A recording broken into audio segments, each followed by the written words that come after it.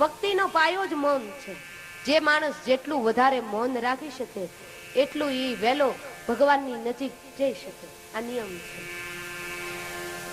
રણછોડદાસજી મહારાજે 12 વર્ષ સુધી મૌન રાખ્યું. દૂધીનું પાણી, દૂધીનો જે રસ હોય ને, દૂધીનો રસ અને રોટલો ખાઈને જીવ્યા અને 12 વર્ષ સુધી મૌન રાખ્યું. પરિણામ એ આવ્યું મૌનના પ્રતાપથી ને રામ નામના મહિમાથી મેરે ભાઈ બહેન એને પાતાળમાંથી ગંગાજી પ્રગટ કર્યા. જામનગરમાં આજ તમે જાઓ, રણછોડદાસજી મહારાજનો આશ્રમ છે, તો ત્યાં એક કમરાની અંદર ગંગાજી પ્રગટ થયા છે. એમાં કોઈ બેક્ટેરિયા નથી, કોઈ જીવ જીવાણુ નથી. વૈજ્ઞાનિક લોકો આવી અને તપાસી ગયા, પણ જંતુ જન્ય નથી, જંતુ શૂન્ય છે. એ ગંગાજી કમરાની અંદર પ્રગટ થયા. એ કયો પ્રતાપ? મૌનનો પ્રતાપ.